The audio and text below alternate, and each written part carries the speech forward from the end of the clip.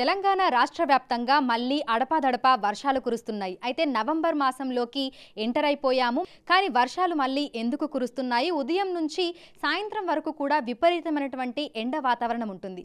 ఈ భిన్న వాతావరణ పరిస్థితులకు గల కారణం ఏంటి? రానున్న రోజుల్లో వాతావరణ పరిస్థితులు ఏ విధంగా ఉండబోతున్నాయి ఏంటి అనేది కూడా తెలుసుకుందాము. మనతో పాటు వాతావరణ శాఖ అధికారి శ్రీనివాస్ గారు ఉన్నారు. మిగతా విషయాలను ఆయన మాటల్లోనే అడిగి తెలుసుకుందాము. నిన్న తెలంగాణ రాష్ట్ర వ్యాప్తంగా చూసుకుంటే పలు జిల్లాలలో మనకి మోస్తరు వర్షపాతం నమోదయ్యింది. హైదరాబాద్ నగరంలో కూడా సాయంకాలం సమయంలో ఒక్కసారిగా వాతావరణం మారిపోయి కుండపోత వర్షాలు కూడా కురిశాయి. ఇందుగల కారణం ఏమంటారు? మనకి అక్టోబర్ 16వ తేదీ నాటికి మనకి నైరుతి ఋతుపవనాల తిరోగమనం పూర్తయిపోయింది. ఈశాన్య ఋతుపవనాలు ప్రవేశిస్తాయి. ఈశాన్య ఋతుపవనాల్లో మెయిన్గా మనకి తమిళనాడులో వర్షాలు పడతాయి. అలాగే ఈ అక్టోబర్, నవంబర్, డిసెంబర్ మాసాలు మనకి సైక్లోన్ సీజన్ మనకి ఏప్రిల్ అండ్ మే, అలాగే అక్టోబర్, నవంబర్, డిసెంబర్. ఈ సమయంలో మనకి బంగాళాఖాతంలో ఏర్పడిన అల్పపీడనాలు తుఫాన్లుగా మారడానికి అనుకూల వాతావరణం ఉంటుంది.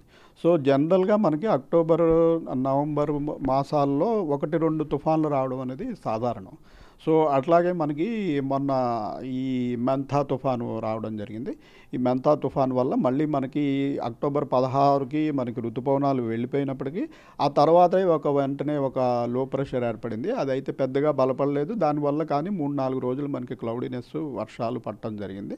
వెంటనే మళ్ళీ ఈ మెంతా తుఫాన్ అనేది రావడం, దీని ద్వారా మళ్ళీ మరొక వారం రోజుల వరకు మనకి ఈ rains, heavy rains, extremely heavy rains, ఇట్లా మనకి టోటల్గా అక్టోబర్ నెలంతా కూడా ఈ రెయినీ డేస్ కంటిన్యూ అయిపోయాయి.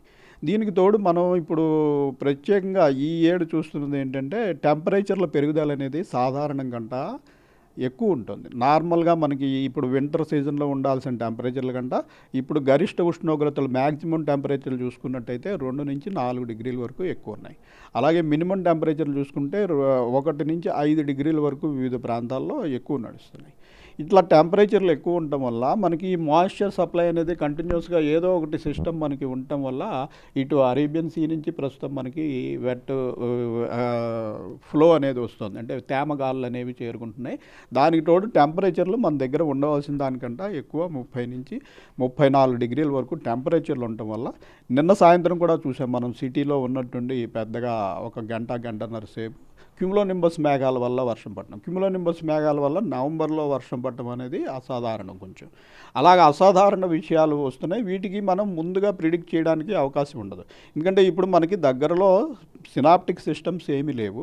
గ్రాడ్యువల్గా మనకి నైట్ టైంలో క్లౌడీనెస్ తగ్గిపోయి ఈ మినిమం టెంపరేచర్స్ అనేవి ఫాల్ అయ్యి మనకి శీతాకాలం ప్రవేశించాలి.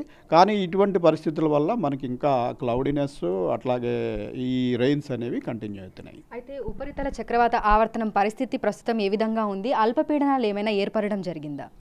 మనకి ఈ బంగాళాఖాతంలో ఒక అల్పపీడనం ముందుగానే మనం అది ముందు నుంచి చెప్తున్నాము, అది మన వైపు ప్రయాణించే అవకాశం లేదు, ఇటు బంగ్లాదేశ్ వైపు వెళ్ళిపోతుందని. సో అది బంగ్లాదేశ్ వైపు ఆల్మోస్ట్ బంగ్లాదేశ్ కోస్ట్ దగ్గరలో ఉంది. దానివల్ల మనకి పెద్దగా ఏమీ రెయిన్స్ పడే అవకాశం లేదు.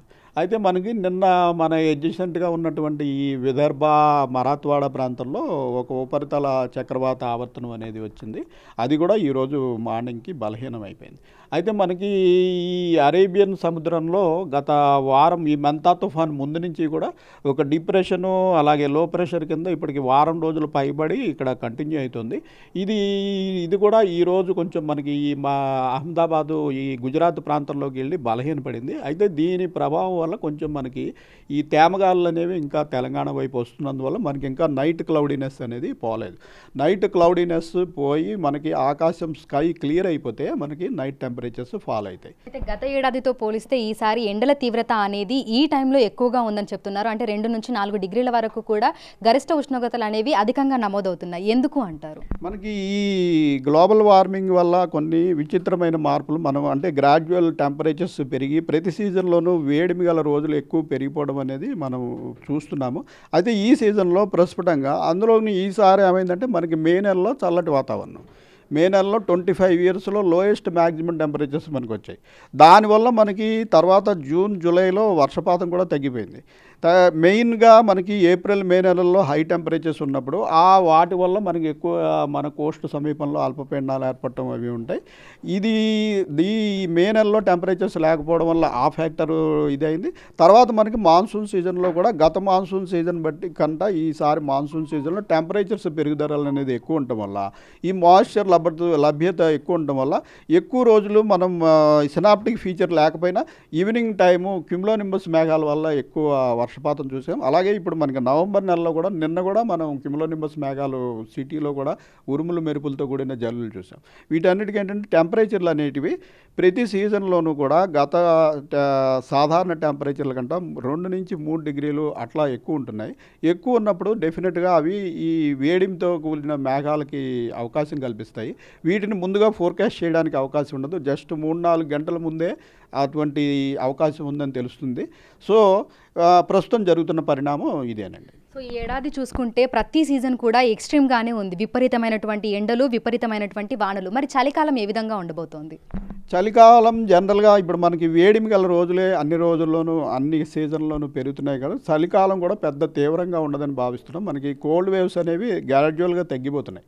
ఎక్కువగా మనకి హీట్ వేవ్స్, అలాగే సివియర్ థండర్ స్టార్మ్స్, పెద్ద పెద్ద వానలు, చిన్న సిస్టమ్స్కే అత్యధిక వర్షపాతం 50 సెంటీమీటర్లు 60 సెంటీమీటర్ల వర్షపాతం, ఇలాగ కొంచెం వింత పోకడలు, అలాగే విపరీతమైన మార్పులు అవి కూడా చాలా క్విక్గా ఈ ఏడు మరీ ఎక్కువ చూసాం మనం. సో ఈ పరిణామాల దృష్ట్యా ప్రస్తుతం ఈ ఏడు మనకి చలి అంత తీవ్రంగా ఉండదని భావిస్తున్నాం. మనకి ఇంచుమించుగా నార్మల్ రేంజ్లో కంటే దానికంటే కొద్దిగా తక్కువగా తప్పించి విపరీతమైన హీట్ వేవ్స్, అత్యధిక చలి ఉంటుందని ప్రస్తుతం భావించడం లేదు. సో ప్రస్తుతం చూస్తే తెలంగాణ రాష్ట్ర వ్యాప్తంగా కూడా భిన్న వాతావరణ పరిస్థితులు అయితే కనిపిస్తున్నాయి. గత ఏడాదితో పోలిస్తే ఈ ఏడాది వాతావరణంలో అనేక మార్పులు వచ్చాయి. ప్రతి సీజన్లో కూడా ఎండల తీవ్రత అనేది అధికంగా ఉంటుంది. ఇక ఈ ఏడాది వర్షాకాలంలో ఆశించిన దానికంటే ఎక్కువగా అధికంగా వర్షపాతం కూడా నమోదయ్యింది. అయితే ప్రస్తుతం ఎండల తీవ్రత ఎక్కువగా ఉండటం వల్ల సాయంకాలం సమయంలో క్యుములోనింబస్ మేఘాలు అనేవి ఏర్పడి అక్కడక్కడ మనకు కుండపోత వర్షాలైతే కురుస్తున్నాయి. ఇక రైతులు సాయంకాలం సమయంలో అప్రమత్తంగా ఉండాలని కూడా వాతావరణ శాఖ అధికారులైతే సూచనలు జారీ చేస్తున్నారు. విడుదల సతీష్తో అంజుమ, బిగ్ టీవీ, హైదరాబాద్.